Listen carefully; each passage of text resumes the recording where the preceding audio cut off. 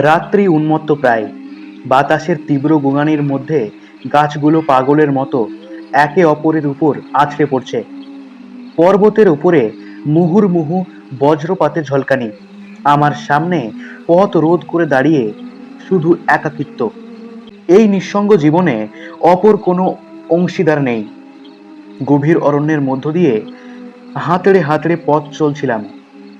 মনের গভীরে তখন খুঁজে চলেছি পাহাড়ি রাস্তা, চেনা পাহাড় কিংবা কোনো প্রাচীন দেবদারু গাছ। ঠিক তক্ষুনি আকাশ চিরে নীলাভ আলোর বিদ্যুৎ চমক, আর সঙ্গে সঙ্গে পলকের জন্য দেখলাম আমার সামনে বিস্তীর্ণ রুক্ষ পাহাড়ের গায়ে কুয়াশায় মোড়া ছোট্ট একটা বাড়ি। হিল স্টেশন যেখানে প্রায় শেষ হয়ে গেছে, সেই প্রান্তে রয়েছে চুনা পাথরের তৈরি পুরনো দিনের বাড়িটা। কোনো আলোর চিহ্ন দেখা যাচ্ছে না, হয়তোবা বহুকাল আগেই বিদ্যুৎ সংযোগ কেটে দিয়েছে। কিন্তু একবার যদি সে বাড়িতে ঢুকতে পারি, তবে বাকি রাতটা নিশ্চিন্তি। আমার কাছে কোনো টর্চও নেই, কিন্তু মাঝে মাঝেই চাঁদের আলো ছড়িয়ে পড়ছিল, আর ঘন কুয়াশার মধ্য থেকে গাছগুলোকে দেখে মনে হচ্ছিল যেন একটা আদিম দ্বৈত। বাড়ির সদর দরজার সামনে গেলাম, কিন্তু মনে হচ্ছে সেটা ভেতর থেকে বন্ধ। তবে কি উপায়? জানালার সার্সিটা নাগালে পেয়ে ভেঙে ফেললাম। তারপর সেই ভাঙা অংশটার মধ্য দিয়ে হাত ঢুকিয়ে ছিটকিনিটা খোলার চেষ্টা করতে লাগলাম। বোধহয় প্রায় 100 বর্ষা পার হয়ে গেছে এই জানালায় কেউ হাত দেয়নি। শেষমেশ আমার শক্তির কাছে তাকে হার মানতে হলো। তখন কোনো মতে ঢুকে পড়লাম। বহুকাল ধরে বন্ধ পড়ে থাকা ঘরের ভ্যাপসা গন্ধের মধ্যে, আর আমার সঙ্গে সঙ্গেই ঢুকে পড়লো বাইরের দমকা ঝোড়ো হাওয়া। টেবিলের উপরে পড়ে থাকা কাগজপত্র উড়ে চারিদিকে ছড়িয়ে পড়লো নিমেষের মধ্যে। কিছু একটা ছিল টেবিলের উপরে, সেটাও মাটিতে পড়ে গেল হাওয়ার ধাক্কায়। জানালাটা বন্ধ করে ছিটকিনিটা তুলে দিলাম।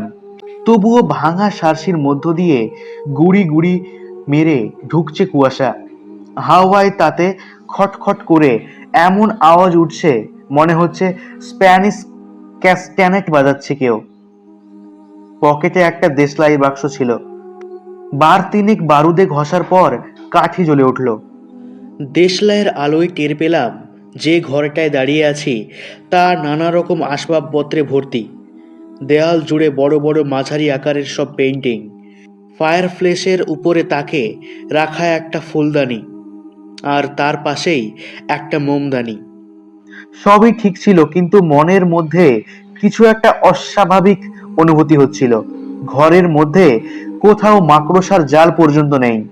বাইরে থেকে বাড়িটা অবহেলিত, ক্ষয়প্রাপ্ত মনে হলেও ঘরের ভেতরটা দেখলে মনে হয় কেউ যেন পরম যত্নে সাজিয়ে রেখেছে। তবে আরো কিছু দেখবার আগেই দেশলাইয়ের কাঠিটা সম্পূর্ণ জ্বলে দপ করে নিভে গেল। এরপর আর একটা দেশলাইয়ের কাঠি জ্বালিয়ে এগিয়ে গেলাম মোমদানিটার দিকে। পুরনো দেবদারু কাঠের মেঝেতে আমার পায়ের চাপে ক্যাচ ক্যাচ শব্দ হচ্ছিল।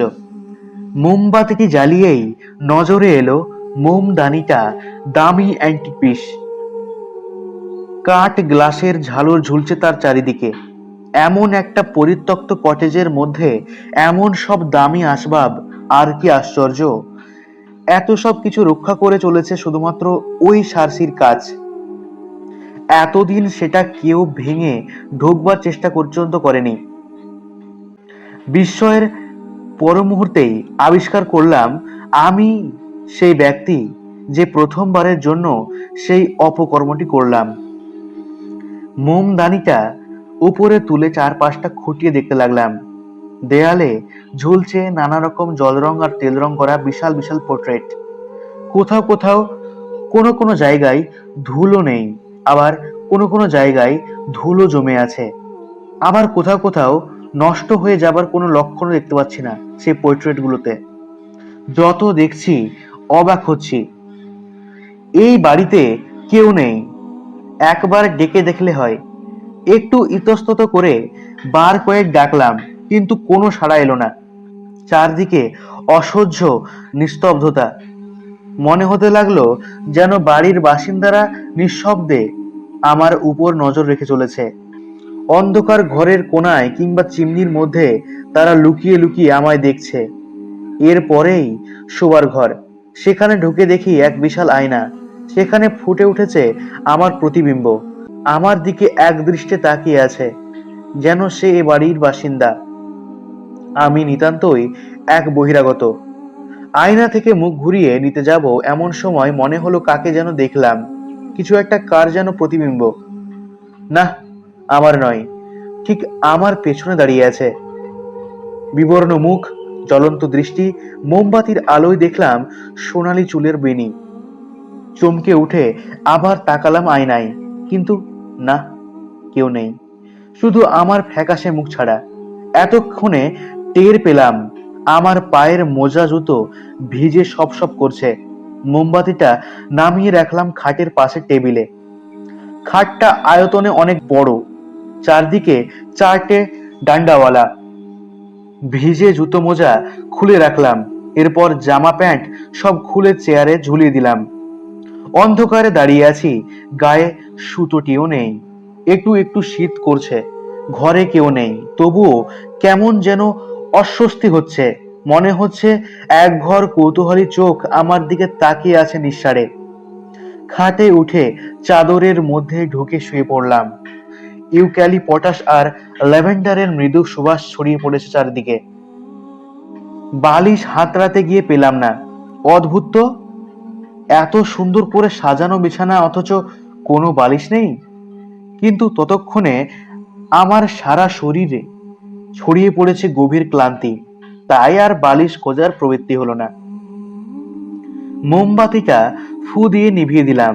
মুহূর্তের মধ্যে চারপাশে নেমে এলো অতল অন্ধকার, আর তখনই শুনতে পেলাম অস্ফুট কিছু কণ্ঠস্বর। কেউ বা কারা ফিসফিস শুরু করেছে চারপাশে। চোখ বুঝতেই শুরু হয়েছে সেই ফিসফিসানি। কোথা থেকে শব্দ আসছে ঠাহর করতে পারলাম না। মনে হচ্ছে অনেক দূর থেকে ভেসে আসছে সেই কথোপকথনের শব্দ, যেন স্থান কালের সীমা পেরিয়ে অন্য কোনো অপার্থিব জগতের কণ্ঠস্বর। আমার আমার আমার ও শুধু আমার, শুধু আমার, ও আমাদের, ও আমাদের, বলো বলো, আমাদের। বাইরে বৃষ্টি আর ভেতরে অবিরাম চাপা ফিসফিসানি। শব্দগুলো যেন ডানা ঝাপটানো বাদুড়ের মতো আমার চারপাশে পাক খাচ্ছে। নিতান্তই তুচ্ছ বিচ্ছিন্ন কিছু কথাবার্তা, কিন্তু তা শুনতেই এক অজানা আশঙ্কা হয়। মাথায় ঘুরপাক খেতে লাগলো এক অজানা ভয়। হিসেবটা গোলমাল ঠেকছে।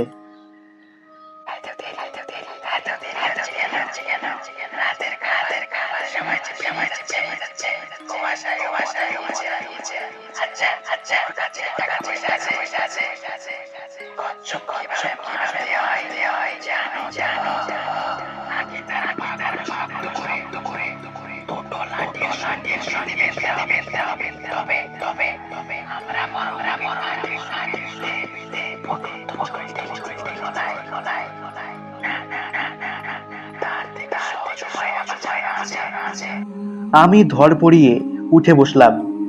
বেশিরভাগ কথাবার্তাই আসছে দূর থেকে, কারা বলছে বোঝা যাচ্ছে না, কিন্তু শেষের রক্ত জল করা কথাগুলো মনে হলো খুব কাছ থেকে কেউ বলে উঠল।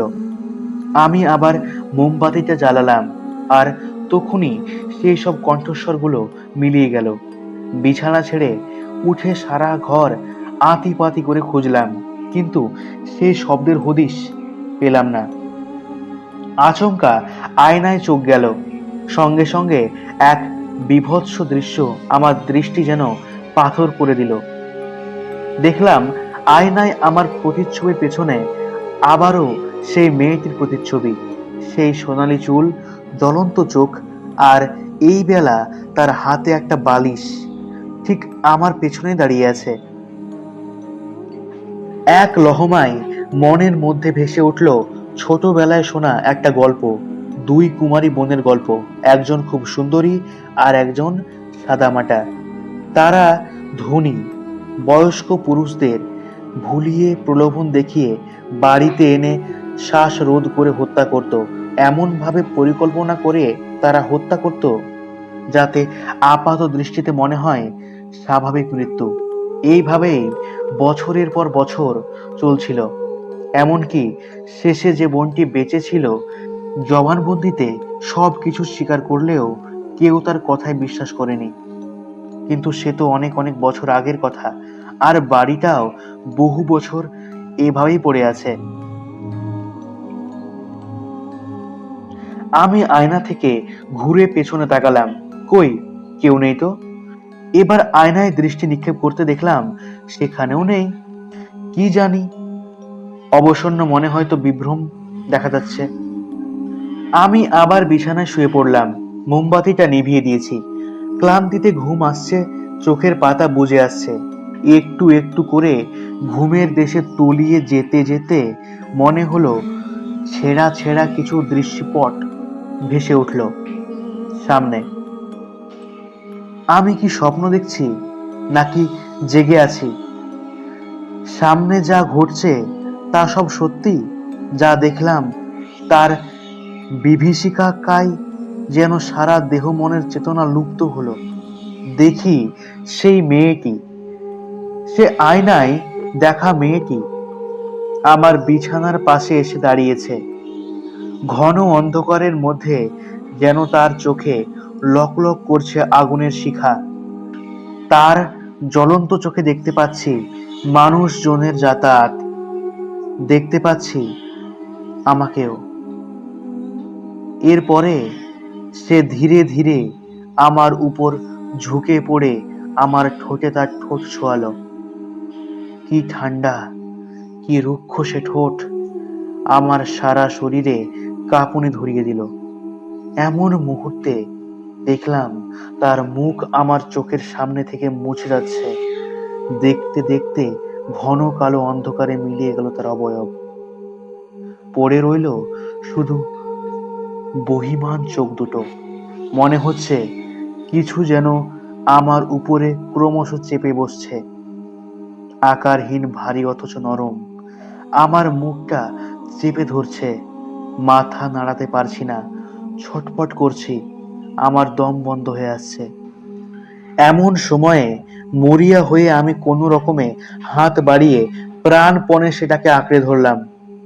একরাশ বিস্ময়ে আবিষ্কার করলাম একটা বালিশ, প্রায় শ্বাসরোধ করে আমার মুখের উপর চাপা দেওয়া, ঠিক যখন দুঃস্বপ্নে ওই নিষ্প্রাণ ঠোঁট চেপে ধরেছিল আমায়। আমি সঙ্গে সঙ্গে ছুঁড়ে ফেলে দিলাম বালিশটাকে। বিছানার চাদর এক টানে টেনে ফেলে ছুঁড়ে দিলাম দূরে। অনেক হয়েছে, অনেক হয়েছে, আর নয়, আর সহ্য করা যাচ্ছে না এই ভয়ঙ্কর ফিসফিসানি, অশরীরী প্রতিবিম্ব, অন্ধকারে শ্বাসরোধী বালিশ, আর নয়। এই বিভীষিকাময় যন্ত্রণাদায়ক বাড়ির থেকে বাইরের ভীষণ দুর্যোগও ঢের ভালো। তড়িঘড়ি আমি জামা কাপড়, মোজা, জুতো সব পরে নিলাম। মোমবাতির আয়ু প্রায় ফুরিয়ে এসেছে। এ বাড়ি আর তার প্রতিটি কোণে যা আছে সব অন্য কোনো কালের অন্ধকারের জগতের অংশ। কিন্তু ভ্রামককে তো আলোয় ফিরতে হবে। এবার মোমবাতিটা জ্বালিয়ে পালিয়ে আসার জন্য প্রস্তুত হলাম। ওই বিশাল আয়নাটার দিকে না তাকিয়ে খুব সাবধানে বেরিয়ে এলাম শোয়ার ঘর থেকে। সামনের ঘরের দিকে এগোতেই দেখলাম দেয়ালে টাঙানো ছবিগুলো যেন একে একে জীবন্ত হয়ে উঠেছে। হঠাৎ একটা ছবির দিকে চোখ পড়তেই আমার দৃষ্টি পাথর হয়ে গেল। একটু এগিয়ে গিয়ে মোমবাতির নিভে আসা আলোয় যা দেখলাম তা সত্যি না মিথ্যে, নাকি আমার ভয়াচ্ছন্ন মনের ভ্রান্তি। এ যে ওই মেয়েটি যাকে এইমাত্র আমি দুঃস্বপ্নে দেখেছি, যার বিবর্ণ কিন্তু সুন্দর মুখ ভেসে উঠেছিল আয়নায়। সত্যি আমি ফিরে গিয়েছিলাম সুদূর অতীতে, নাকি কোনো অজানা অতীত আমায় ভাসিয়ে নিয়ে গিয়েছিল তার কাল প্রবাহে। তড়ি ঘড়ি করে ঠিক যখনই বেরোতে যাব, তখনই মোমবাতিটা শেষ বারের মতো দপ করে জ্বলে উঠেই নিভে গেল একেবারে। সঙ্গে সঙ্গে অন্ধকারে ডুবে গেল চারিদিক। তখনও এক মুহূর্তের জন্য থমকে দাঁড়ালাম। ভয় কাটিয়ে স্থির মস্তিষ্কে আমার জট পাকানো চিন্তা ভাবনাগুলো সাজিয়ে নিতে থাকলাম একে একে। ঠিক সে সময় দরজায় করাঘাত। ঠক ঠক। কে কে কে কে কে ওখানে? আমি চিৎকার করে উঠলাম। কোনো উত্তর নেই, চুপচাপ। এবং আবারও সে দরজা ধাক্কানো। কিন্তু এই বেলা শুনতে পেলাম ক্ষীণ কিন্তু কাতর স্বরে কেউ বলছে, আমায় ভেতরে আসতে দাও, দয়া করো, আমাকে ঢুকতে দাও। আমি এগিয়ে গিয়ে ছিটকিনিটা নামিয়ে দরজা খুলে দিলাম। দেখলাম বাইরে দাঁড়িয়ে, না, একেবারে আর সে বিবর্ণ সুন্দর মুখের মেয়েটি নয়, বরং উস্কো খুস্কো রোগাটে চেহারার কদাকার এক বৃদ্ধ মহিলা। ঠোঁট ফ্যাকাশে, রক্ত শূন্য, নাকের ফুটো দুটি যেন জ্বলছে, কিন্তু চোখ, চোখ দুটো কোথায় গেল মহিলার? চোখ নেই। ওহ, কি বীভৎস! আমাকে ধাক্কা মেরে হাওয়ার গতিতে সে ঢুকে পড়লো ঘরের ভেতরে। আর ঠিক সেই মুহূর্তেই আমি ছিটকে বেরিয়ে এলাম সেই অভিশপ্ত বাড়ি থেকে। সামনের উন্মুক্ত প্রান্তর দিক বিদিক শূন্য হয়ে ছুট লাগালাম মরিয়া হয়ে। অঝোর বৃষ্টিধারা তখন ধুইয়ে দিচ্ছে আমার সারা শরীর, তবুও শান্তি লাগছে। উন্মত্তের মতো ছুটতে ছুটতে একসময় হারিয়ে ফেললাম পথ। বর্ষণ সিক্ত অরণ্যের মধ্যে ঘন্টার পর ঘন্টা পথের সন্ধানে কেটে গেল। বুঝতে পারছি এই ফাঁকে গা বেয়ে উঠেছে জোকের দল। উঠুক উঠুক, তাও ভালো। তারপর এক সময়ে পূব আকাশে উষার আলো দেখা দিল। পাখিদের কিচিরমিচির আর ইতস্তত ছড়ানো মেঘ চিরে বেরিয়ে আসা সূর্যের আলো আমায় স্পর্শ করলো। আমি আনন্দে বিহ্বল হয়ে চিৎকার করে উঠলাম, পেয়েছি, পেয়েছি, আমার পথ খুঁজে পেয়েছি। আর আজকে এই মুহূর্তে যদি আমায় কেউ জিজ্ঞাসা করে ওই পুরনো বাড়িটা আজও আছে কিনা, আমি বলতে পারবো না। কারণটা খুব সহজ, কেননা আর কোনোদিনও সেখানে ফিরে গিয়ে তা খোঁজার বিন্দুমাত্র ইচ্ছে আমার হয়নি।